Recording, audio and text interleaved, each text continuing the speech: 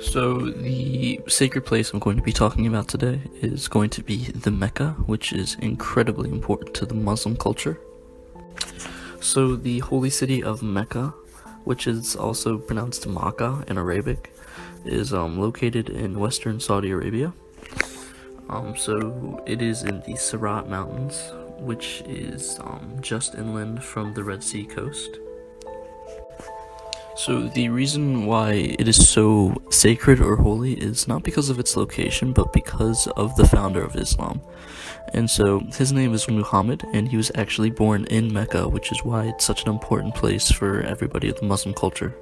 So as you can tell in this photo, the reason why it's become such a developed city or such a holy place is because of something called the Hajj pilgrimage.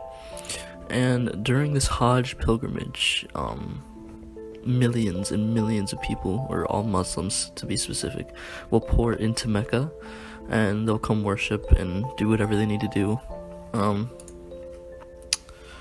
And so because of such a flow of people, they've had to develop this rather large and very nice looking city, and that just kind of helps manage everything.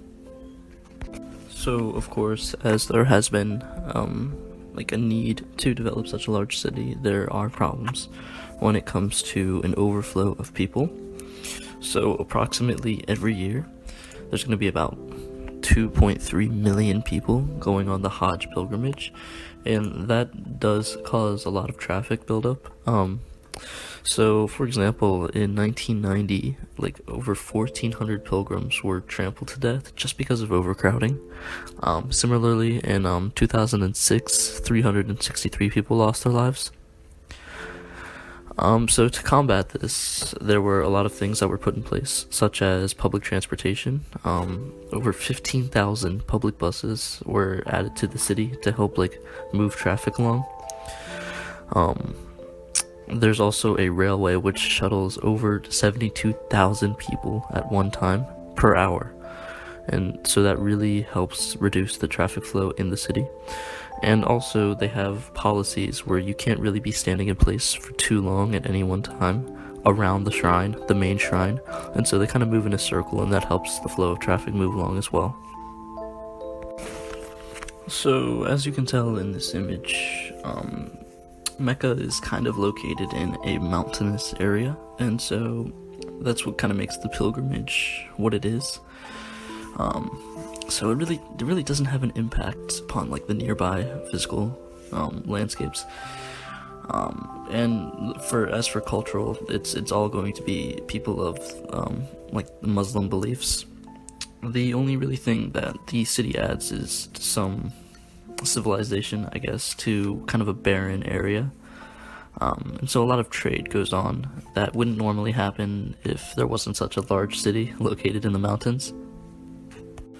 So at the actual site of the worship, there is this shrine which is called the Kaaba stone, I believe that's how it's pronounced.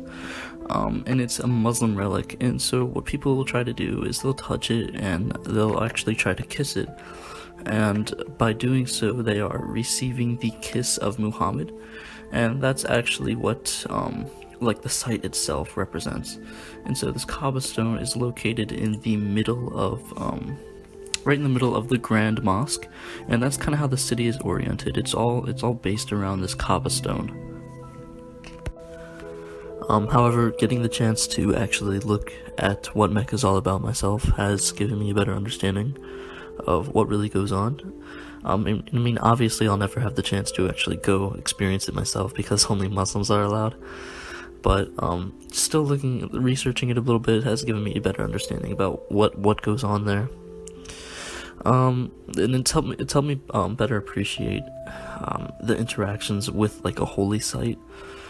Obviously we all get to go rub Testudo's nose before exams and whatnot, but this is a little bit deeper because some people only get to experience the Hajj pilgrimage once in their lifetime, and most people will only do it once in their lifetime, and so it's really an important event for them because it helps them get into contact with their founder, and it shows them that they aren't alone, and there are plenty of others who are in their same situation, who are part of their religion, and who are willing to accept each other.